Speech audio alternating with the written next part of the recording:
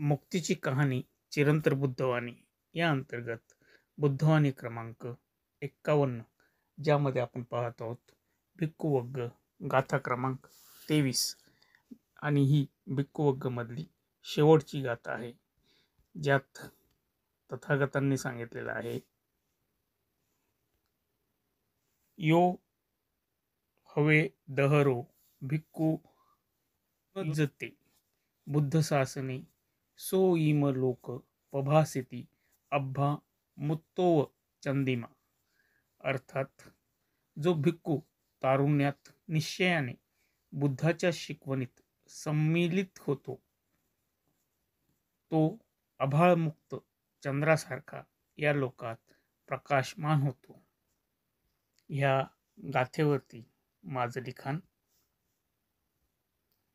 योग्य वेळेत योग्य मार्ग भेटणे आणि योग्य वेळेत योग्य गुरु भेटणे.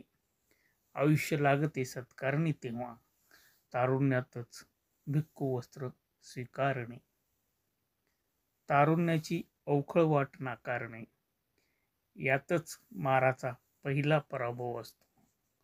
लाखोंच्या रंगी बेरंगी बुडबुड्यात नेमका एकटाच दिवा तेव्हा तेवताना दिसतो.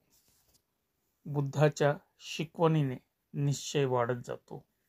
मुक्तीचा आनंद तारुण्यातच भेटत जातो. बुद्ध धम्म आणि संघात तोच लीन होतो.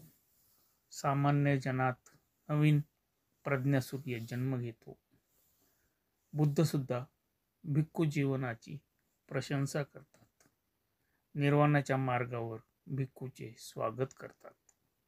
निश्चयाने माराचा पराभव करायला सांगतात. आभाळ मुक्त आकाशात विहारायला सांगतात. मानवाच्या अज्ञानाच्या अंधारात अचानक बुद्धपुत्र चंद्र होऊन शीतलपणे प्रकाशतो.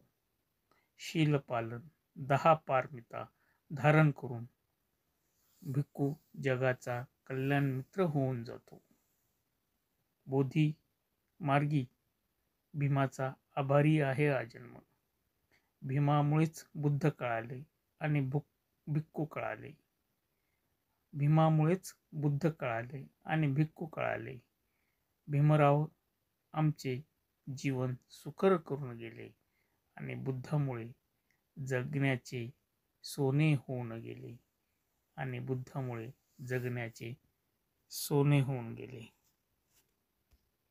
धन्यवाद. बोधीमार्गी मिलिंद, दिनांक 7/3/2024. नमो बुद्धाय. जय भीम. थँक्यू.